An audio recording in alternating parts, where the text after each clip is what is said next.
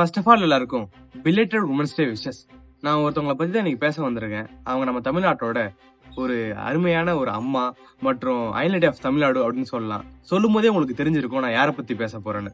ஆமாங்க, doctor J Jayalalithaa அவர்களை பத்தி தான். 1948 2016 வரைக்கும் இவங்க வாழ்ந்திருந்தாலும் இவங்களோட அரசியல் வாழ்க்கையும் இவங்களோட சினிமா பயணமும் நம்மளோட வியக்க வச்சிரும். அந்த மாதிரி நம்ம தமிழ்நாட்டுக்காக நிறைய விஷயம் செஞ்சிருக்காங்க, நிறைய திட்டங்களும் கொண்டு வந்திருக்காங்க, நிறைய பெண்களுக்கு முன்னோடியா இருந்திருக்காங்க, பெண்கள் பாதுகாப்புக்கு அடிப்படையா இருந்திருக்காங்க. இவங்களை பத்தி நான் பேசுறதுல நீங்க ரொம்ப சந்தோஷப்படுறேன். பல்வேறு இன்னல்களையும் பல்வேறு எதிர்ப்புகளையும் பல்வேறு தடங்கல்களையும் அதை எல்லாத்தையும் தகர்த்தெறிஞ்சு உடைச்சிட்டு இன்னைக்கு அம்மா அவர்கள் நம்ம மனசுல நின்றுட்டு இருக்காங்க. 6 முறை தமிழ்நாட்டோட சிஎம்மா இருந்திருக்காங்க.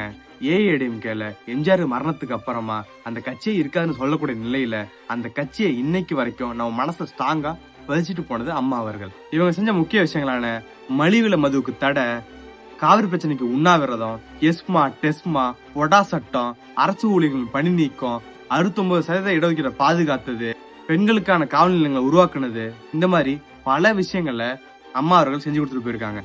இவங்க பல விஷயங்களுக்கு முன்னோடியா திகழ்ந்துட்டு இருக்காங்க. அதனாலதான் இன்றளவும் நம்ம மனசுல நின்றுகிட்டு இருக்காங்க. இந்த மாதிரி உமன் எம்பவர்மெண்ட்டுக்கு நிழல்னா அது நம்ம டாக்டர் ஜே ஜெயலலிதா அம்மா அவர்கள் தான். ஆனா இன்னைக்கும் சில உமன் எம்பவர்மெண்ட்னு சொல்லிட்டு பல விஷயங்கள் பண்ணிட்டு இருக்காங்க. கஞ்சாட காட்டுற காலம் எல்லாம் மாறி கஞ்சா அடிக்குதுங்க ஐயோ கன்றாவி.